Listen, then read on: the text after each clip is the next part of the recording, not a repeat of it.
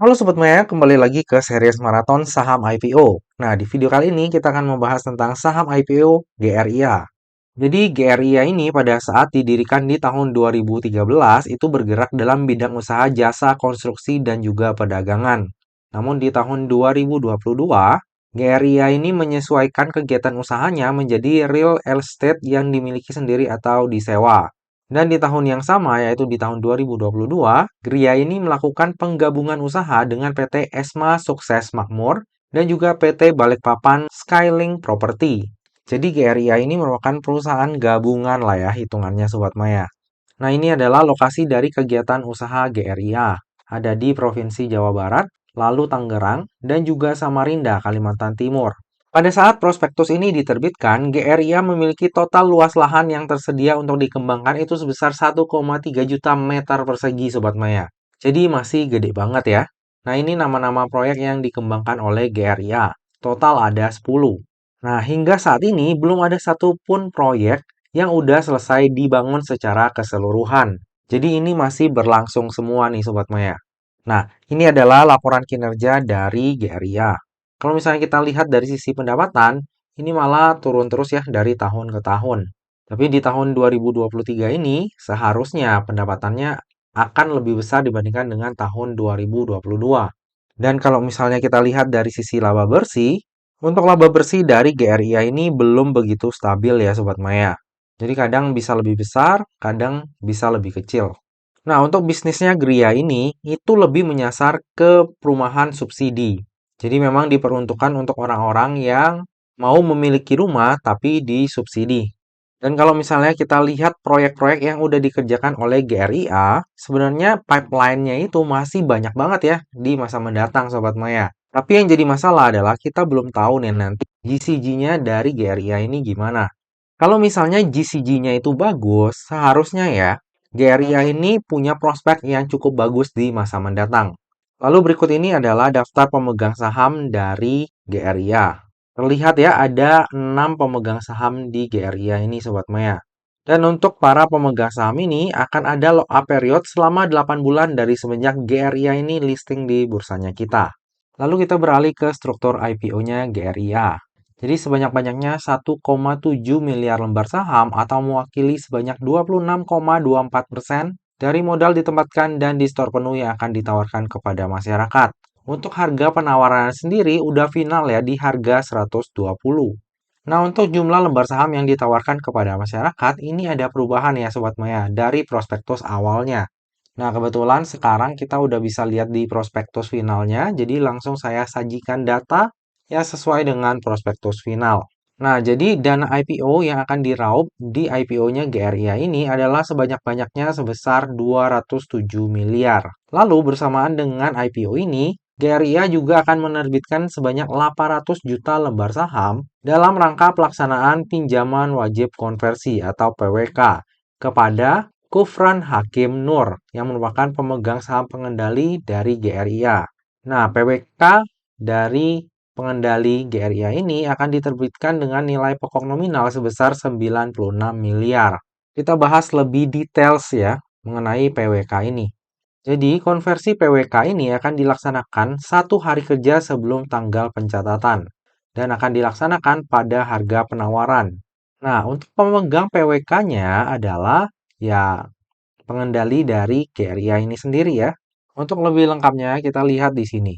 Jadi sebelumnya porsi masyarakat itu akan berada di 26,24%. Setelah adanya PWK, maka porsi masyarakat akan berada di 23,39%. Dan porsi PWK-nya sendiri di 10,86%. Nah, menurut saya pribadi nih Sobat Maya, untuk momentum jangka pendek, PWK ini lumayan menarik sih.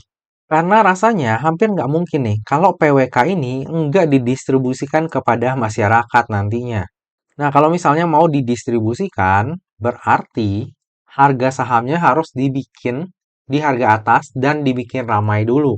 Dan entah kenapa ya, banyak banget saham properti di Indonesia yang IPO itu untuk momentum jangka pendeknya bagus Sobat Maya. Tapi ujung-ujungnya kita udah tahu ya arahnya kemana. Kecuali memang GCG-nya bagus dan fundamentalnya mengikuti, itu barulah harga sahamnya bisa bertahan di harga atas.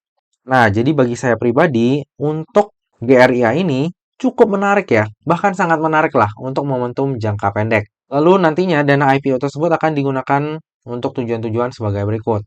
Yang pertama adalah sekitar 151 miliar, ini akan digunakan untuk pembayaran utang kepada pihak ketiga. Lalu sisanya untuk modal kerja.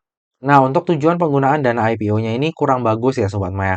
Karena sebagian besar itu dipergunakan untuk pembayaran utang kepada pihak ketiga. Dan biasanya hal ini kurang disukai oleh investor. Tapi menurut saya pribadi, kalau untuk jangka pendek, malah yang kayak gini ya, biasanya yang bisa terbang tinggi nih Sobat Maya. Lalu yang akan menjadi underwriter di IPO-nya GRIA ini adalah Erdika Elite Sekuritas atau dengan kode brokernya AO. Nah, AO ini jarang ya mengawal saham IPO Sobat Maya. Di tahun 2022 hanya ada dua saham yang dikawalnya, dan di tahun 2023 ini baru ada dua juga ya saham yang dikawalnya. Untuk FAS, AO ini jadi underwriter tunggal, dan hasilnya adalah tutup di zona merah di hari pertamanya listing. Sementara untuk SMIL, ini AO-nya joinan ya dengan underwriter lain, dan SMIL ini berhasil dua kali arah. Nilai emisi di IPO-nya GRIA ini jauh melebihi nilai emisi di IPO yang lain ya. Dan entah kenapa, kayaknya saya punya feeling positif nih untuk momentum jangka pendeknya GRIA ini. Lalu ini adalah laporan keuangan dari GRIA, saya ambil di bagian ekuitasnya aja. Nah, perlu kita perhatikan di sini Sobat Maya, bahwa hingga saat ini GRIA ini terus mengakumulasi kerugian ya Sobat Maya. Dan tentunya hal ini nggak bagus atau kurang bagus lah. Nah, bagi Sobat Maya yang concern terhadap daftar efek syariah, jika kita lihat dari sisi rasio utang dan juga sektor usahanya, maka GRIA ini masih akan masuk ya ke dalam daftar efek syariah. Lalu ini adalah valuasi dari GRIA. Saya udah pasang di harga finalnya di harga 120 untuk penghitungan valuasi. Untuk PER dari GRIA ini berada di 508 kali dan PBV-nya di 3,06 kali dengan market cap sebesar 885 miliar.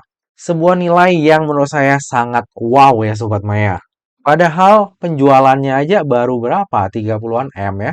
Tapi market cap-nya di 885 miliar. Luar biasa. Jadi jelas secara valuasi GRIA ini sangat mahal. Oke, dari tadi udah banyak hal yang kita bahas. Sekarang tiba juga kita ke bagian kesimpulan. Kesimpulan yang pertama, secara bisnis, menurut saya pribadi, GRIA saat ini belum berada di puncak bisnisnya. Apakah bisa mencapai puncak bisnisnya? Hanya waktu yang bisa menjawab ya. Dari sisi project, GRIA ini masih punya banyak sekali project yang saat ini sedang berjalan. Dan jika nantinya IKN itu jadi, pasti akan berdampak positif juga nih terhadap kinerjanya GRIA. Tapi tentu saja dengan catatan GCG-nya ini emang bagus ya. Nah, karena GRIA ini merupakan perusahaan IPO, tentunya kita belum tahu ya Sobat Maya, apakah GCG dari GRIA ini bagus atau enggak. Kesimpulan yang kedua, valuasi dari GRIA ini tergolong mahal ya, bahkan untuk ukuran saham IPO.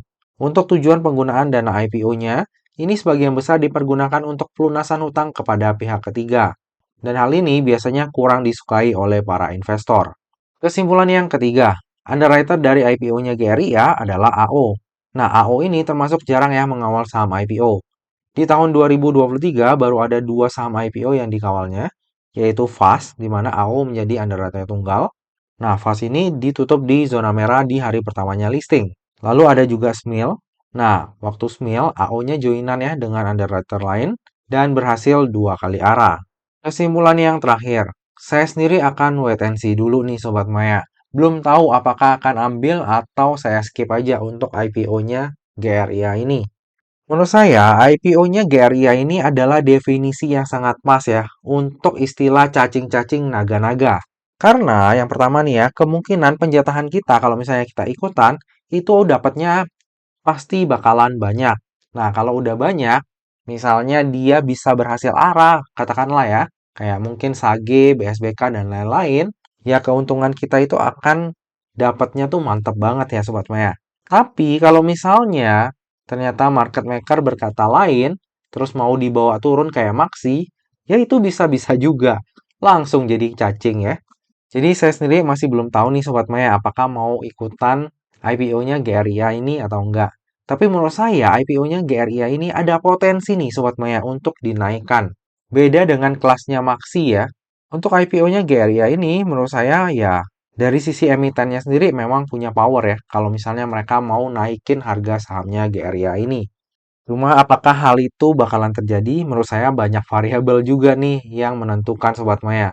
Tapi hingga saat ini saya masih belum memutuskan. Kalau misalnya memang saya jadi beli atau skip, tentunya saya akan sharing kepada Sobat Maya di tab community ataupun IG saya pada saat masa offering nanti. Seperti biasa nih Sobat Maya, yang namanya saham terlebih saham IPO itu nggak pernah luput ya dari yang namanya resiko. Jadi bagi Sobat Maya yang mau melakukan order saham IPO GRIA, pastikanlah Sobat Maya melakukan order sesuai dengan resiko yang siap untuk Sobat Maya tanggung ya. Terlebih untuk IPO-nya GRIA ini, menurut saya ini high risk dan high return juga. Jadi pastikan Sobat Maya aware terhadap hal itu. Nah Sobat Maya, demikianlah video review saham IPO GRIA.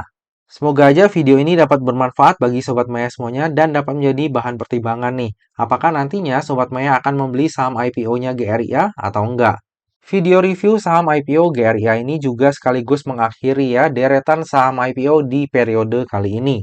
Dan dalam beberapa waktu ke depan akan banyak saham IPO yang mulai masa offering dan juga listing ya di bursanya kita.